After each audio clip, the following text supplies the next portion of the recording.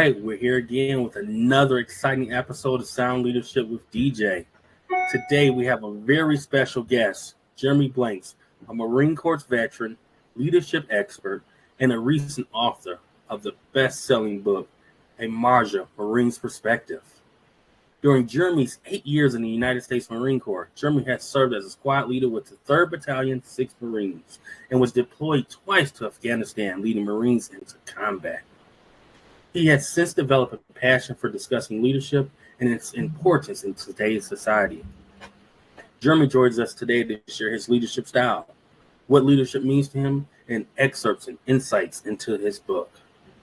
He is known for his exceptional ability to plan and deploy initiatives, communicate effectively with all organizational levels, and interact with internal and external stakeholders.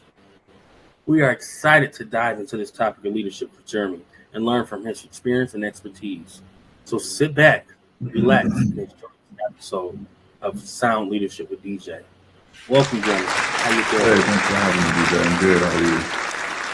Hey, I am excited to have you on this podcast. You're actually the first guest of this podcast, man. So I am excited to have you on and just talk to you about all things leadership. Before we dive into leadership, a little birdie just told me that you recently received the Purple Heart. Can you talk to us about that, and what does that mean, and why do veterans get that? And, you know, it is a leadership podcast, but I'd like to always – I'm fascinated about that. So can you talk to us about that? Yeah, it feels good to be not necessarily recognized, but overcoming like mental and physical obstacles without having no award behind you. It's a little discerning. So getting the award after, going through so many physical limitations that I had to go through, it means a lot. Being appreciated and getting that award, the Purple Heart, is for people that were wounded in combat. It's given since George Washington started it. So it really means a lot. It lets me know that I'm recognized for something that I necessarily didn't do good. It's kind of bad when you get a Purple Heart because, it means the enemy essentially got you. So make a little joke out of it. But I mean, ultimately, man, it's good to be recognized. Very good. Very good. So congratulations, but it's kind of bittersweet when I say that then, right? It means, like you said, the enemy's got you, but at the same time, you're here in front of us, right? And you're here to talk to us about leadership in your recent book that can be found on Amazon.com, right? So who is Jeremy? What is Jeremy? And how did we get to you being on this podcast? Yeah, so I'm just a Marine, man. I'm just a kid from Detroit, Michigan. Growing up in Detroit, we didn't have that much stuff. And what motivated me to join the Marines was I just wanted to do something better for my country. Wanted to give back to my community and protect them. So that led me to different roles throughout my Marine Corps career, and then transitioned into the civilian world. And it just solidified everything that I became. Wow. So I know it states that you were in the service for about 8 years. What age did you join the service? I joined at 17. Yeah, I was in boot camp right at 17. So Wow. I was a young kid. I don't even know if I hit puberty yet. I was still a little kid running around, so. Wow. It definitely makes you grow up, though. Marine Corps boot camp is not nothing to play along with. It definitely makes you grow up quick and become a man. Wow. So is that where you say you kind of cut your teeth in leadership? Was it in the service? Yeah, I think that's where it all initially started. I got the opportunity to pursue some leadership roles early in life and throughout my Marine Corps career. And as I deployed, I just got more and more recognition and just became more responsible for a different number of Marines that go ahead and excelled me into different leadership roles. Wow. So at your height, how many Marines did you oversee at one time? 20, 25 Marines. Ultimately in combat, we were at a patrol base, and we operated out of that patrol base within different teams where we would push out different teams and, develop the mission and whatever it might be and go ahead and execute that mission. Okay. So I want to start to dive a little bit more into your leadership style and what leadership means to you. I think you laid that foundation right. Here it is, this young man who was from Detroit, Michigan. At the age of 17, went into the United States Marine Corps and served 2 tours overseas, leading guys into combat, into battle. So what does leadership mean to you? What is your definition of leadership? I mean, leadership in general, it means that, you're able to communicate, be an effective leader. You're self-aware. You can build relationships, and you can empower and motivate your team. Ultimately, it means that you're a good communicator. You learn how to delegate authority, and you learn how to make sure your team is, one whole and true. You got to be self-aware of everything that you're doing. Okay. No, I think what you just stated was amazing. Good communication, right? You have to have a good communication style when you're working as an effective leader. And I'm sure communicating at the young age of 17 versus how you communicate now, there's 2 different communication styles. So over your years, how have you worked to improve your communication style and better yourself as a leader? I think it just dealt with experience, especially deploying overseas. You get a lot more experience in personal hands-on stuff. So when I was young, 17-year-old, I'm just running around telling people what to do. I really didn't listen to their input. But as you get older, you take more classes and you watch our other leaders, how they interact with their teams. And it's more than just pointing fingers and telling people what to do. You need to lead by example. And that's what's important. Okay. Perfect. So what do you say are great qualities of a leader? Probably being self-aware, being a good relationship builder, making sure your team is empowered, motivating others, and ultimately, like we said, a good communicator. I think those are pretty significant qualities that make someone a good leader. And you have to be able to monitor those things all equally. You can't, have one overweigh the other one. All of them are just as important. Now, I imagine that it's a little difficult to empower people when you're overseas and you're fighting in the world. So how do you maintain the sense of brotherly love, for lack of a better word? And how do you maintain that teamwork and that leadership when you're in battle, right? You're trying to fight for your life. So how do you lead and just get people to follow your leadership when you're in that fight or flight or the survival mode? Yeah, so it's actually a little bit easier than what you thought. I mean, Marines, we're instilled to listen to our leaders from boot camp. We don't talk back. We do exactly what they say. And our past leaders through our previous wars is what constantly solidified us to lead by example. When it comes to being deployed overseas and being in a hectic environment, you've shown them before you actually deploy that you're a leader, you're a good leader, boots on the ground. Even when you go out to California or Illinois or Texas to go to training, you're leading them back in the rear too. So they don't have any second thoughts of when you tell them to do something in combat. You're trained up for that, and they listen to you. Wow. I think so. It all comes down to that training, right? Yeah. Training and what you've been taught instill everything into you. So it really hones in on that Marine Corps mentality, where leadership is so key. Excellent. And you talk about the Marine Corps mentality. How was your experience serving in the Marine Corps influence your leadership style today? I think a little bit. I think more or less getting that hands-on experience and working with different people, learning different styles. The Marine Corps focuses on leadership education, focused experience, and more practical leadership. The civilian world, they focus on you to kind of do your own leadership style and education awareness, but military focuses on leadership education. They send you to a lot of courses, and you have a lot of self-taught courses that you can take. And when you go through your career, you have military leaders and leadership courses that you attend that really solidify, you becoming a leader. Okay. As a leader, we have people watching this podcast who wants to get into leadership, and they're gonna look at this as inspiration, right? Here it is, once again, this young African American male from the city of Detroit goes into the Marine Corps and serves 8 years in the service. But there's life after the service, right? So how do you transition out of the service back into the civilian world, and how do you highlight your leadership style so that you can find gainful employment in the civilian world? So you basically have to transcribe your military experience into the civilian world. Whatever you did and the jobs that you've done, you got to make sure you're putting those forward into the civilian world. I think the biggest misconstruction is that a lot of military veterans are just they're like mummies. They're just told what to do and they go do it. A lot of people think that, but that's not it. That's not all we're there for. We look for that brotherhood and that fitting into the community. And we want to give back and we want to lead. We just have to get that opportunity to do so. Wow. What were some of the challenges you faced, if any, exiting from the United States Marine Corps over into the civilian world? See, I was young at the time. I was still young when I got injured. I was in my mid-20s.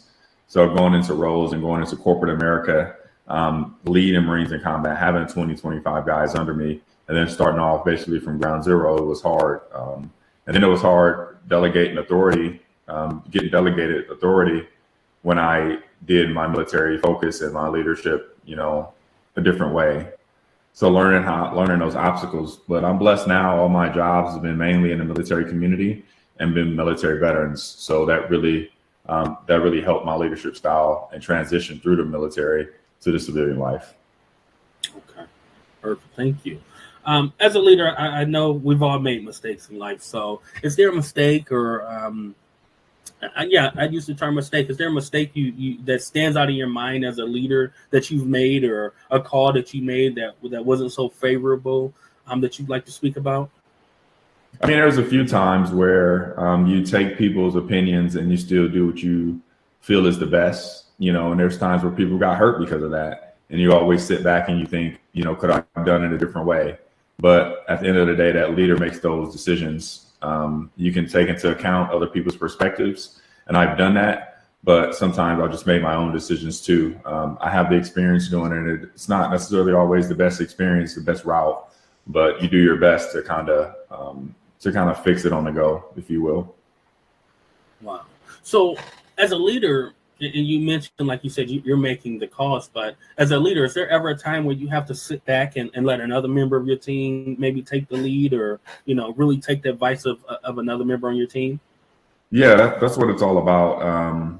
You're empowering your team and you're building relationships with your team. So if somebody has more experience doing something, I would have them backbreak me after, it's over and let me know what's going on. But if they have more experience, I'll give them the will to let them go. Ultimately, the leader should be the one that has the most experience, but he's also a good communicator and he listens to his fellow Marines in this case as well. Okay. So now that you've transitioned out of the service, what has life after the service been like for you? And maybe you tell us about some of the roles you've held or you currently hold. But what has life after the service been like? I think it's been a little up and down. I always look for that brotherhood mentality. So joining the police department, joining the fire department, putting myself in roles where it's exciting and it's not just a 9 to 5 at a desk. I think that was hard to find. I think being a firefighter and then being in the police department, I think that helped out a lot because you have a lot of military-minded people that join those kind of jobs.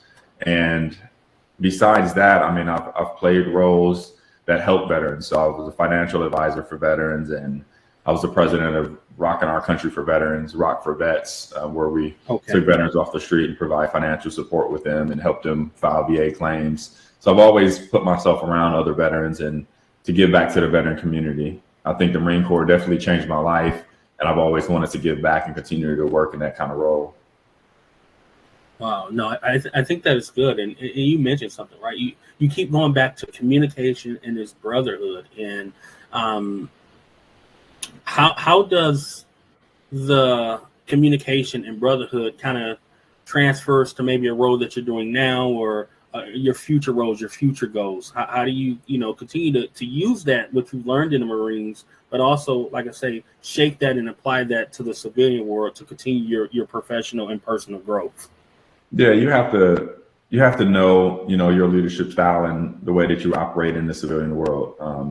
You have to be self-aware of what's going on and use that to be productive and proactive when you're dealing with other people. You can't just overtake what you've learned. You have to be open to other people's experiences as well. Okay. So you've gained all this experience, right? I don't want to say your age, but you've gained all this experience and you've gained all this knowledge, and you took that knowledge and that experience that you had, and you wrote a book. Can you tell us about your book? Yeah, so Marjah Marine's perspective. It's a book that I wrote. I wanted to basically give the audience an experience and understanding of what it was like to join the Marine Corps and experience combat through, 17, 18-year-old's eyes. It breaks down different chapters. It talks about PTSD. It talks about suicide.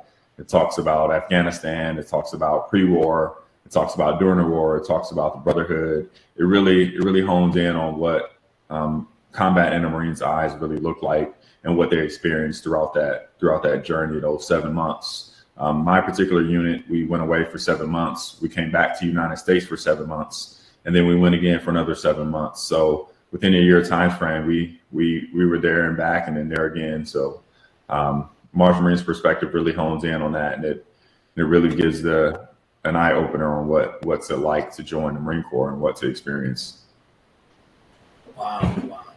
What do you hope that the reader takes away from reading your book or reviewing your book? I just hope that they look and they understand what we experience and the trials and tribulations that we go through, and not necessarily have empathy for us, but to understand where we're coming from when we do certain things. Understand. So you've wrote a book. You've served the great states of the United States, right? What's next for Jeremy? What's next for his leadership? What's next? What else do you want to accomplish? I have some interviews coming up recently that I've been working on. I have some published articles that's been out there. And I just want to continue to pursue my leadership roles with the company I'm with now, Lockheed Martin, or aerospace and defense company. We're the biggest contractor for the United States government. And I just want to continue my roles in there. If it takes me overseas or if it takes me to a different state, I just want to continue my roles there. I think I fit in well with the team. And the thing about that is I don't feel like it's a job. It's more of a career, and it doesn't feel like I'm going to work every day. What you hit on is important, right? It's more of a career. You don't feel like it's a job. You don't feel like you're going to work every day. And I think it's important for people who are looking for employment, right? You want to have somewhere where you can grow. And I think when you talk about that, it's being more of a career and doesn't feel like a job. I'm sure you feel that brotherly love there that you were searching for, right? Oh, yeah. Yeah, working with Marines, active duty, military retirees, and people that served in the Marine Corps, you still have that culture there. And that culture is what's important in it. And it really solidifies, what it's like to be a Marine and to be in that kind of role. And to see the impact you have on the Marine Corps and the government, it really gives you that pat on the back that you need. Wow. And you mentioned a big word, right? This is the buzzword, right? It's culture. How does leaders shape the culture of an organization? How did your leadership style shape the culture when you were overseas? Culture is big. So what role does leaders play in shaping the culture? I mean, they play a huge role in it. You look up to your leader and you follow them and you want to do what it's like and what it's supposed to do. And you have to adjust to the culture. There's different things that you have to look at now that we couldn't do back in 2008, 2007 when I joined. Now the culture is just completely different. You have to be careful with how you say and what you do, and you have to respect everybody's body, everybody's time, everybody's relationships, and that really shapes the culture into what it is today. Wow! I think you've said a lot. So for a young, inspiring male, female who may be looking to just test the waters of leadership, what advice could you give to them? I mean, there's tons of books out there that you can read. I think it's 7 Steps of Effective Leadership. That's a really good book. You have to just put yourself in that role, and you're going to learn, and you're going to develop into that key role. But just go out there and try it. A lot of people are intimidated by being a leader. Just be a good person. As long as you're a good person, those leadership roles and those leadership traits will fall into play. I think that's key. Just be a good person and be yourself, be genuine, be humble. And what I learned most from you is communicating, right? Be open to feedback and open to adjusting as needed. Before we wrap things up, is there anything else you'd like to leave the listeners with? Maybe where they can find your book, a little bit more about you, how they can book you.